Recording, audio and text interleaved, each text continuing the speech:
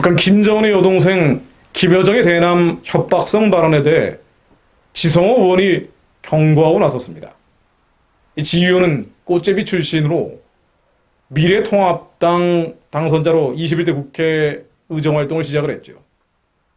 같은 날 김여정이 탈북민에 대해서 쓰레기, 똥개라는 표현을 써가며 대북 전단, 즉 비라살포에 대해서 맹비난하자 여기에 대해 지성호 의원이 경고한 것입니다.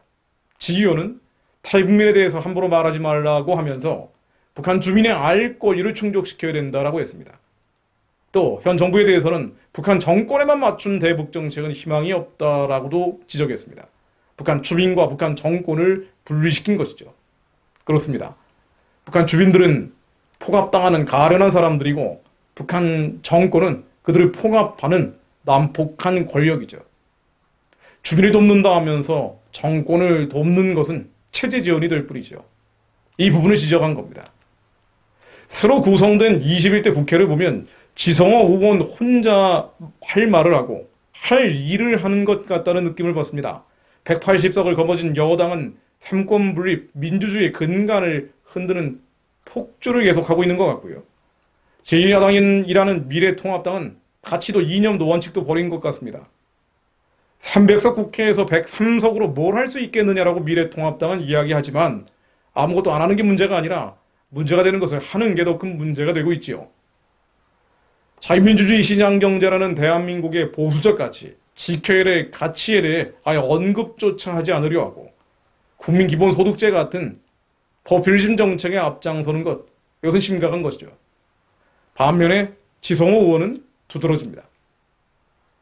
그는 6월 4일 외신기자 간담회를 통해서 또 이런 얘기를 했습니다. 북한에서 인권 침해를 당한 한국 내 탈북민들에게 피해를 보상해주는 법을 발의하겠다. 제목은 북한 인권 침해 피해 보상 특별법입니다.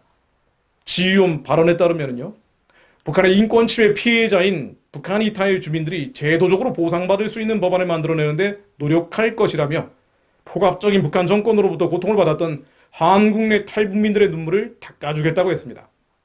자, 이 법안이 어떤 의미를 가지고 있을까요? 기분 좋은 정권으로서는 봄소리 쳐지는 일입니다. 북한 체제 와해, 붕괴를 촉진시키는 법이 될 수 있습니다. 이 법이 정말 통과된다면 북한에서 대량으로 남한에 탈북자들이 몰려올 수 있죠. 남한에만 가면 정착 자금뿐 아니라 인권 침해에 대한 보상도 받을 수 있다.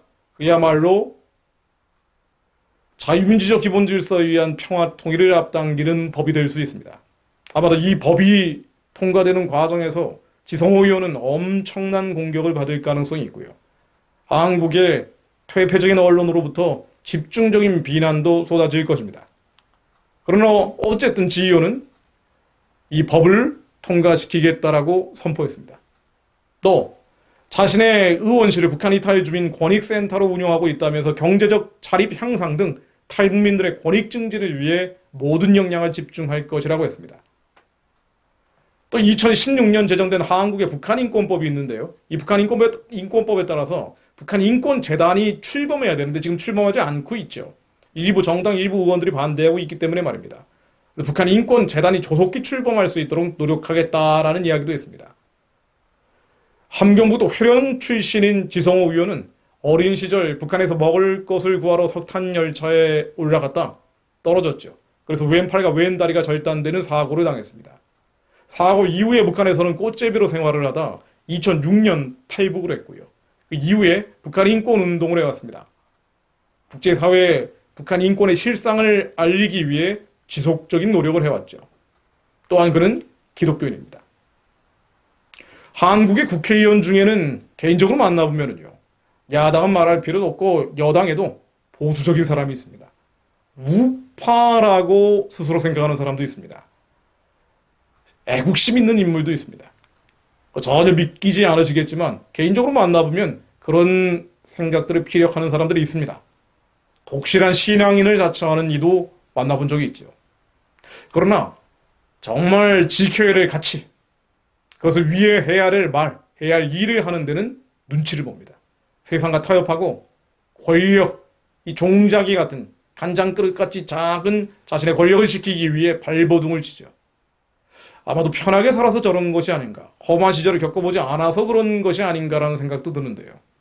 그런 면에서 298명의 남한 출신, 그리고 1명의 고위직 탈북자 출신의 국회의원들 앞에서 지성호 의원은 일당백 그 이상의 모습을 보여주고 있는 것 같습니다. 한국 내에는 지지하는 이들이 많지 않아 보인다 할지라도 분명한 것은 전 세계적인 보편적 가치, 자유, 인권, 평화와 같은 보편적 가치는 지성호 의원을 지지하고 있다는 것이죠. 그가 어린 시절 겪었던 고난이 지금 해야 할 말을 하고 해야 될 일을 하는데 동력이 되는 것 같다는 생각도 듭니다. 시편 119편 67절 말씀입니다.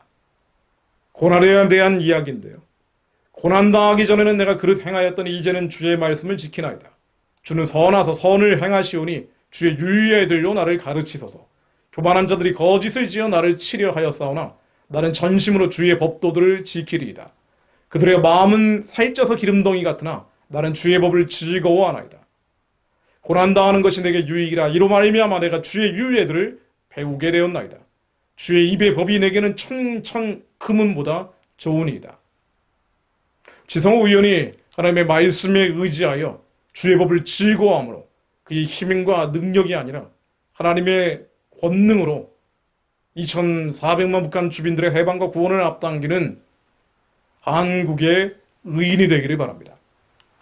또한 지금 고난당하고 있음에도 불구하고 하나님의 약속을 믿으며 기도하는 다음 세대, 청년 세대가 더 많이 일어날 수 있기를 기도해야겠습니다. 남은 자들의 기도가 있는 한 하나님의 마음을 대변하는 의인들은 반드시 일어날 것입니다. 또한 그것을 믿습니다.